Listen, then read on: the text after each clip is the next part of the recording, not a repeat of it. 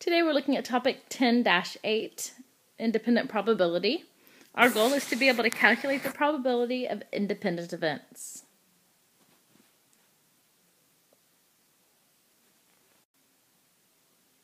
Before we get started, let's look at some vocabulary.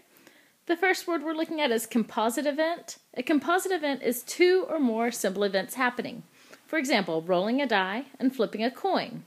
Composite events are also known as compound events. An independent event is where the outcome of one event does not affect the outcome of another event. For example, if I am rolling a die and flipping a coin, if I roll a 6 on the die, it does not change what the outcome will be of flipping the coin. Now that we understand what independent events are, let's discuss how we can calculate the probability of an independent event. The probability of two independent events can be found by multiplying the probability of the first event by the probability of the next event. So what we're saying is the probability of A and B occurring is the probability of A occurring times the probability of B occurring. This looks quite a bit like the fundamental counting principle.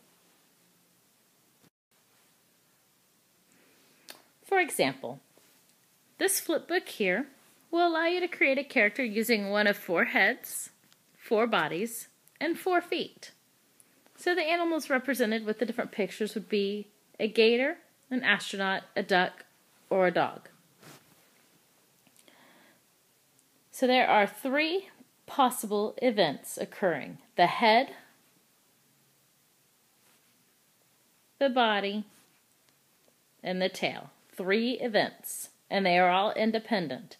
Just because I pick a gator head doesn't mean I have to pick a gator body. The pages are all separated, so I can put any head on any body that I'd like. So the probability of getting a gator head, body, and tail, if I just randomly flip through the book, would be 1 in 4 for the head, since there's 4 head choices, but only one's a gator. 1 in 4 for the body. 1 in 4 for the tail. So 4 times 4 is 16. 16 times 4 is 64. So it would be a 1 in 64 chance of getting all 3 gators.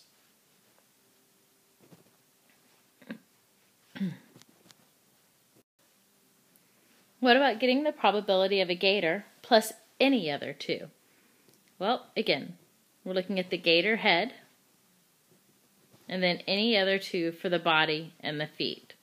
So 1 out of 4 is the probability of a gator, 1 out of 1, and 1 out of 1. So the probability of getting a gator head plus any other 2 combinations of body and feet is 1/4.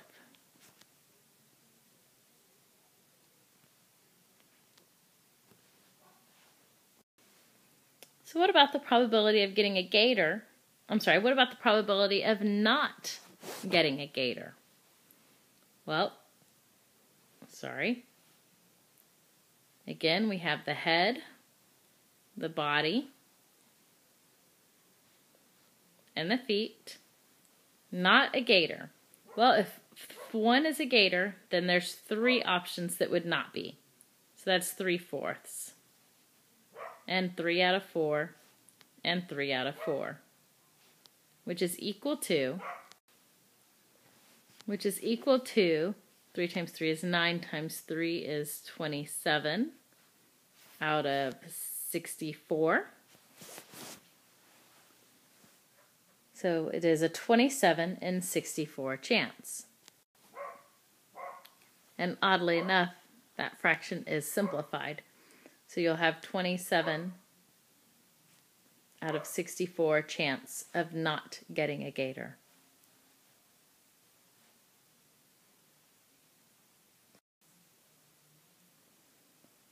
All right, let's look at another example.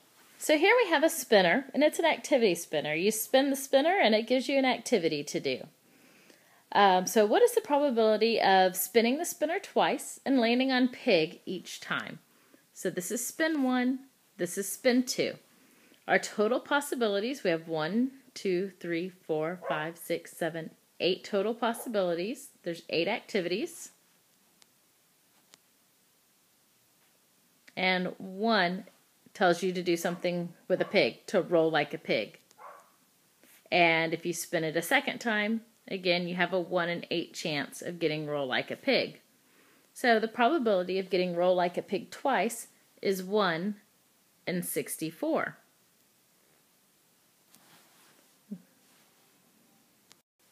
So the next one asks us, what's the probability of doing a bug activity and then a bird activity? Again, there's still 2 spins. And let's look at these options and see what kind of bugs we have. We have an ant and we have a worm.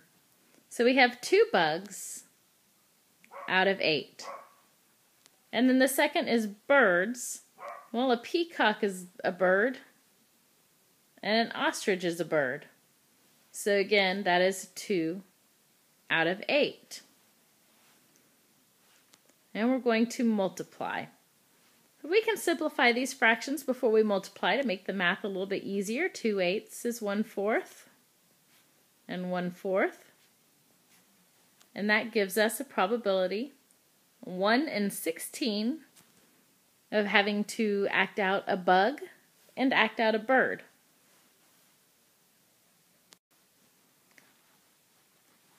For this next one, we're going to be spinning 3 times.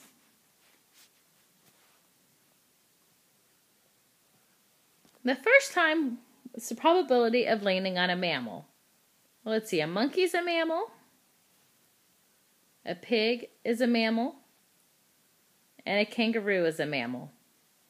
So we have 3 out of 8 mammals.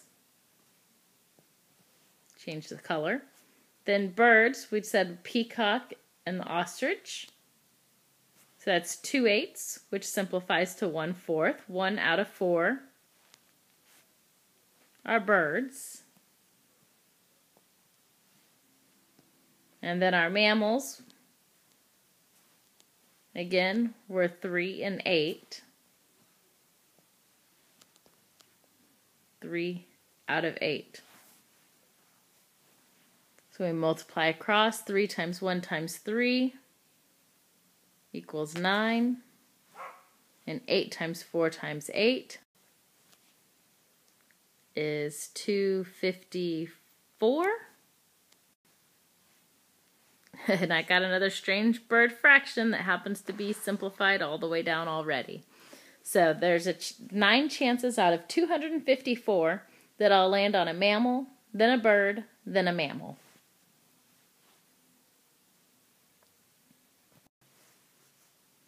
Let's do some simpler examples before we do the you try. So example number 1, a coin is tossed and a number cube is rolled. Find the probability of tossing tails and rolling a 5. Well, the probability of a tails is a half, and the probability of a 5 on a number cube is 1 in 6. So we just multiply those across.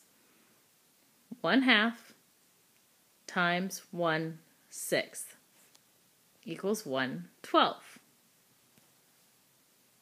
So the probability of tossing tails and rolling a 5 is 1 out of 12.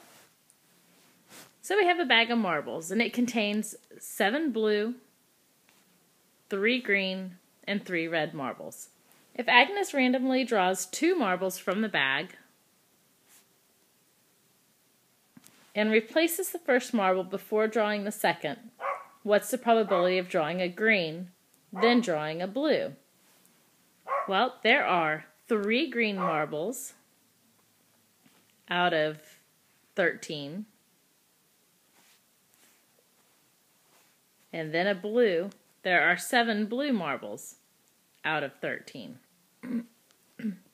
which gives us 21 out of 169. So there's a 21 out of 169 probability that she's going to draw a green and then a blue marble. So now it's time for you to try. On number 1, you're going to find the probability of rolling a 2 and then an even number on 2 consecutive rolls of a number cube. For number 2, a penny and a dime are tossed. What's the probability that the penny lands on heads and the dime lands on tails? And number 3, Laszlo's sock drawer contains 8 blue and 5 black socks. If he randomly pulls out one sock, what's the probability that he pulls out a blue sock? Go ahead and pause it, work out these 3 exercises, and when you continue to the next slide, you can check your answers. So here's the key to the U-try. The probability of rolling a 2 and an even. Well, on roll 1, you're looking to get a 2, and there's only 1 2 out of the total 6 possibilities. On number 2, we're looking for evens, and our even numbers are 2, 4, and 6, so there are 3 even numbers out of the 6. We go ahead and simplify that fraction to 1/2 before we multiply to make simplification easier. Multiply the top to the top and we get 1, the bottom to the bottom, and we get 12. So the probability is 1/12. For the second one, we have the penny and the dime. We want the penny to land on heads. Well, there's a 1/2 of a chance that it'll land on heads on a penny. There's also 1/2 of a chance it'll land on tails on a dime. That gives us a total probability of 1/4 that we're going to get heads on the penny and tails on the dime. For Laszlo's sock drawer, it has 8 blue and 5 black socks for a total of 13 socks. So I have 13 on the denominator here. If he randomly pulls out one sock, and we're only looking at one sock, what's the probability that it'll be blue? Well, there's 8 socks out of the 13, so the probability of pulling out a blue sock is 8 in 13.